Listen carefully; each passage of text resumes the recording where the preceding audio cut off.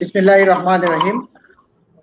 বিশ্বব্যাপী খাদ্য সংকট এবং করোনা উত্তর দুর্ভিক্ষ মোকাবিলায় করতে হলে কৃষি উৎপাদন যেমন বাড়াতে হবে, তেমনি খাদ্য পণ্যের সুষম বন্টন ও অপচয় বন্ধ করতে হবে।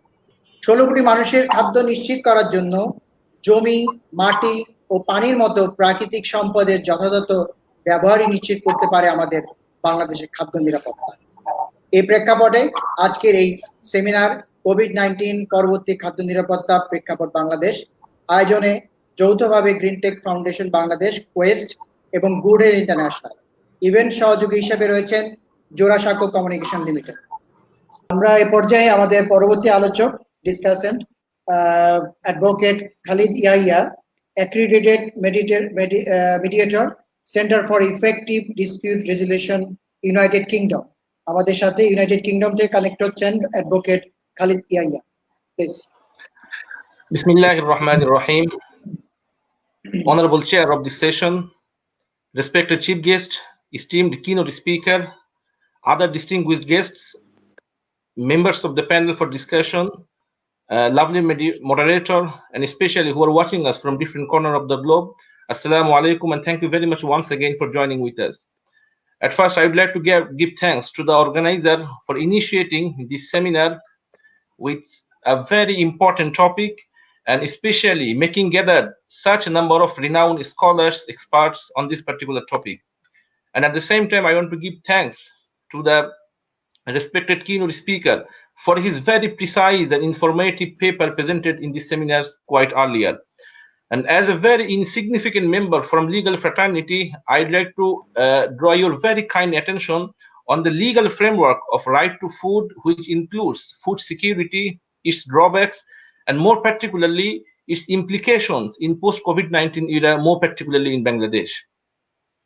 As you all are aware that right to food is considered as one of the fundamental needs of every human being, and therefore it has been mentioned in all sort of international human rights instruments, including Universal Declaration of Human Rights, International Covenant on Economic, Social and Cultural Rights 1966, CEDAW, Convention of Elimination of All Forms of Discrimination Against Women, CRC, Convention of the Rights of the Child, so on and so forth.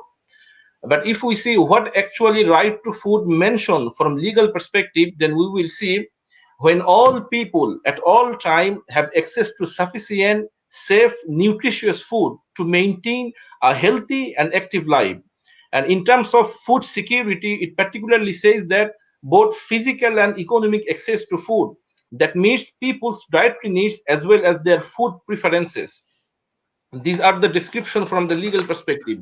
And if we see more particularly the International Covenant on Economic, Social and Cultural Rights general comment, then it says that every man, woman and child, alone or in community with others, has the physical and economic access at all times to adequate food or means for its procurement in ways constitute with human dignity. We all know that one of the three important principles of our independence war was equality, human dignity and social justice, and that were mentioned in Proclamation of Independence and now part of the Constitution. So the right to food is not a favor for the citizen from the state, rather it is a right of every citizen, and that should be enjoyed with human dignity that are mentioned in legal framework. Our keynote speaker mentioned properly in his paper that food security should be component with availability, accessibility, utilization and stability. From legal perspective, in this connection, two important issues are addressed with much importance. Those are availability and accessibility. And the concept of availability addresses here that food should be free from all sort of adverse substance and culturally acceptable in terms of quality and quantity, which will justify the nutritional and dietary needs of every individuals of the respective countries. And accessibility should be both from physical and economic accessibility. These are the international legal framework in short. If we come to Bangladesh context, the Bangladesh Constitution in Article 15, it says elaborately about the right to food. But unfortunately, these parts are not legally enforceable rather than Part 3 of fundamental rights. So fundamental rights in Part 3 of the Constitution are legally enforceable, but fundamental principles of state policy that are mentioned in Part 2 of the Constitution that are not legally enforceable. That means if any person or if any citizen of Bangladesh doesn't get the food, or if there is food shortage happen in the country, then no legal actions can be taken against the state or against the government. In connection with this discussion, there are two very popular principles available in the whole world. Those are human rights based approach and basic need based approach. But unfortunately, Bangladesh follows the basic need based approach. In this situation, no one can make liable the state or the government for the shortage or for availability of food in the market. But in the other approach, any person or any citizen, if there is unavailability or shortage of food items in the market, he can initiate any suit in the court of law. And the right-based approach, they follow some other very important principles, including the right to equity, the right to non-discrimination, respect for human dignity, people's participation in decision-making process, empowerment, absence of adverse impact, and adequate response from the government. So initially, as an ideal state, Bangladesh should go to follow human rights-based approach, particularly in terms of right to food. In Bangladesh, we had a very important piece of legislation that was the Epidemic Diseases Act that was enacted in 1897. But in 2018, that act was repealed by the Infectious Diseases Prevention, Control and Eradication Act 2018. And interestingly, 23 categories of special diseases has been mentioned in those piece of legislation, including Ebola and chikungunya, but definitely coronavirus was not included in those list. But in that piece of legislation, nothing has been mentioned about food security in terms of pandemic situation or in terms of very natural disaster or calamity or emergency situation in the country. In 2006, we got a national food policy where three kinds of objectives were mentioned. The first objectives were adequate and stable supply of safe and nutritious food. Number two principle were increased purchasing power and access to food to the people. And objective three were adequate nutritious for all individuals, especially for women and the children.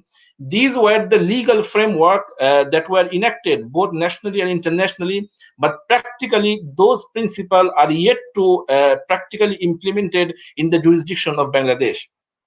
I want to conclude with some very precise recommendation.